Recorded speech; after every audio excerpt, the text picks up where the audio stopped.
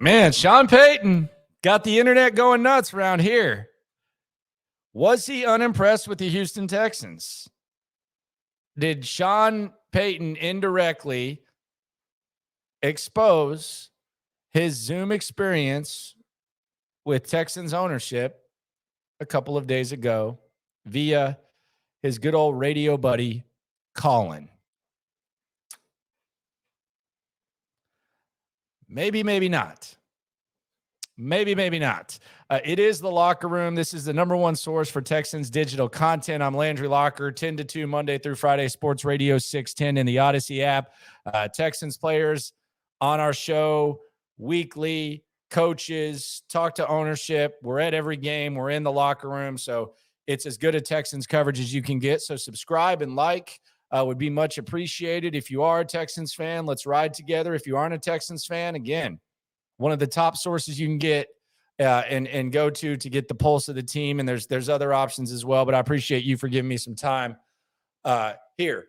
The internet's going crazy about Colin Cowherd's comments about, and they were kind of general. They were a little bit vague, but he said he spoke with Sean Payton and he was talking about, Zoom meetings and the way ownership is in the NFL and, how much of a difference that can make. Talked about Belichick basically chose Kraft over Jets ownership. And then he went into kind of not a rant. It was more of a monologue about, you can tell a lot about ownership in a Zoom. Some guys inherit a lot of money. They don't necessarily like football. You can figure it out in a Zoom. You can make a case that maybe he was talking about Cal McNair, given the fact that he had Zoomed with the Texans. But you could also make a case that he was just, generally talking about what you can learn and all that type of stuff. The only owner that he mentioned by name was Daniel Snyder. So I understand, if you just listen to it, it sounds like he's talking about Cal McNair. But he could have just been generally speaking.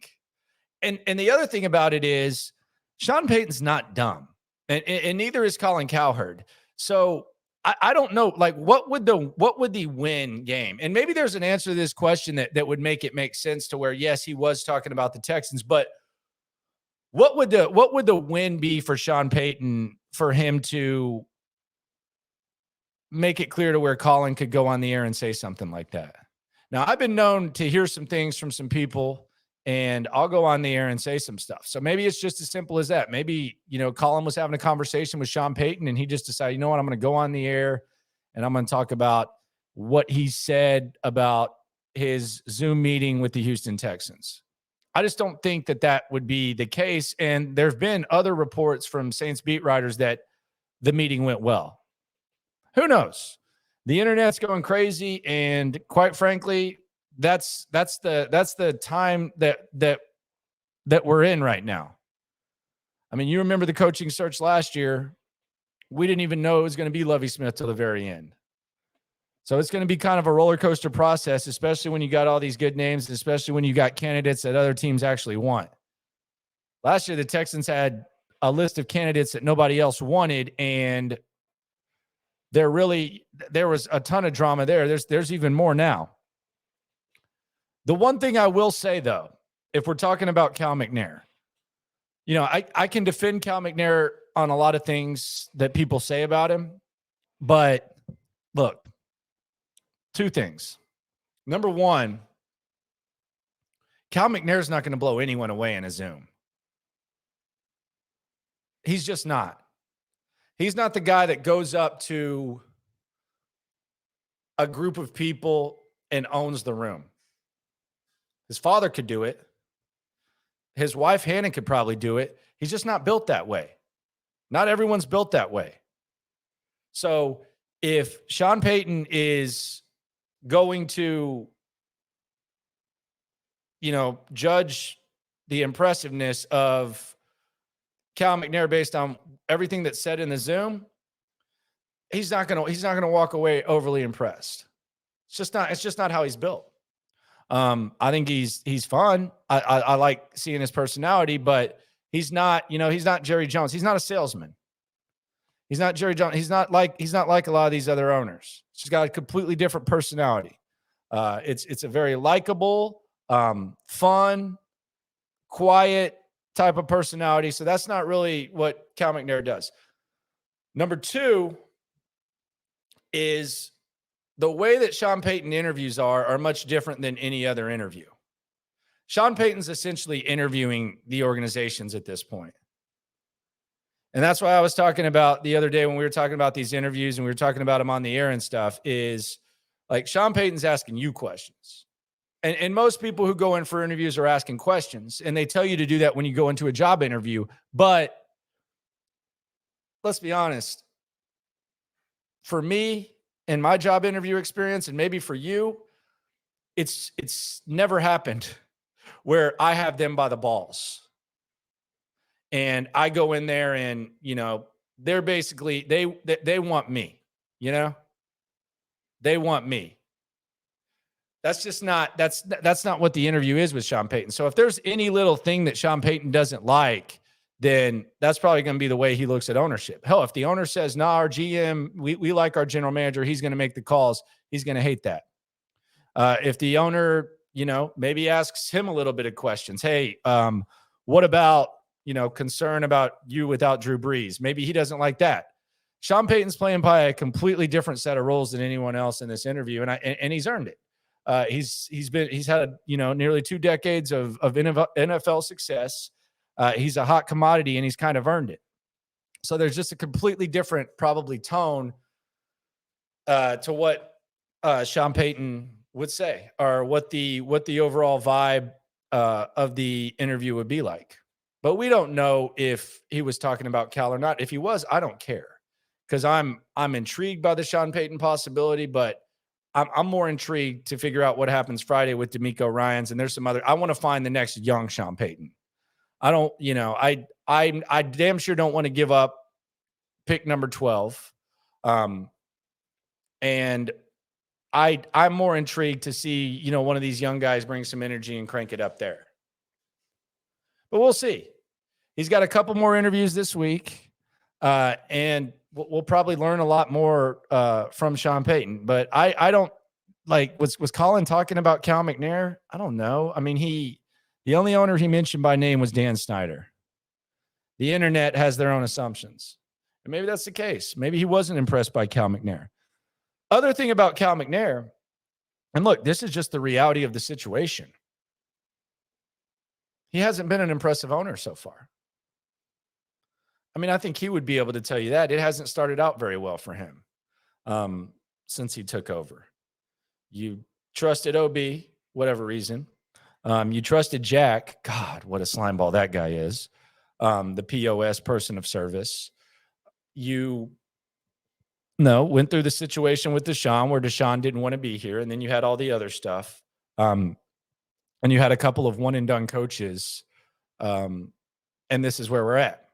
So, I mean, if you're just looking at if we're looking at this as Sean Payton's interviewing the Houston Texans, usually the interviewer, they have a sheet in front of them. The person that's being interviewed, they bring in a sheet, and you give them the resume, and they have the resume in front of them. I'm sure Sean Payton, however he does his research and stuff, I'm sure he has Cal McNair's resume in front of him. He's not going to be impressed. I mean, it's just not. It's not going to happen. I mean, I don't think Dave Tepper has like a great one. The Denver ownership is relatively new to the game. Arizona, who knows? They just hired a new GM in Monty Austin-Fort. But I mean, if you have Cal McNair's resume in front of you, just think about it. If you're Sean Payton and you're essentially, quote, interviewing him, already kind of an uphill battle at that point. I don't even know what the equivalent of the GPA would be for how this ownership thing has started. Does it seem like better days are ahead? I would say yes. The coaching search would say such. Have there been some things that have happened on top of the mistakes Cal has made that have made this difficult? Absolutely. But if you're just looking at the resume, yeah, there's probably a chance that Sean Payton's not overly impressed. But I still think this job is very appealing. I still think there's a lot of good assets, and I'm intrigued. I'm ready for D-Day on Friday, DeMeco Day, when DeMeco Ryans interviews. And that's when business picks up, because I don't anticipate there being another interview after that. I know they would like to talk to Mike Kafka. So maybe they talk to Mike Kafka next week once he stops being a hardo and just focusing on the Eagles and not being able to talk. But other than that, that's when you start to make your decision. And then we'll probably be a week or two away from the decision coming down. I wonder what the conversations are like. DeMeco is the people's choice. Now, is it a disadvantage to go first, or is it a disadvantage to go last? Now, DeMeco's going last because his team's still in the playoffs, but he's going to get the last crack. And I would anticipate that Andre Johnson will have some sort of a role in this candidate, because we've seen Dre a lot. We've seen Dre with the McNairs. We've seen Dre around a lot. We saw Dre, call out the POS, person of service, Jack Easterby. And I anticipate that Dre's probably gonna speak very highly of DeMeco Ryans. Not an offensive guy, though. 7 out of 8 coaches in the playoffs, offensive. Does it matter? I don't know. I could see DeMeco Ryans being a leader like a Mike Tomlin, like a John Harbaugh, CEO type of coach. First thing I want to ask DeMeco, if they have the press conference, what's your offensive philosophy? Is it flexible? Does it change? Are you married to the Shanahan scheme? What's your offensive philosophy? There's one offensive coach right now, and that's Sean McDermott. Or defensive, I should say. Excuse me. He's got Josh Allen, so it doesn't really matter. So maybe if the Texans can find that quarterback at 2, that'll get interesting. Very, very interesting. But the assets are impressive. Depending on what you think, who knows what happened with Sean Payton. I wouldn't put too much into it, but you never know. Maybe he wasn't impressed. It wouldn't be the craziest thing if he wasn't.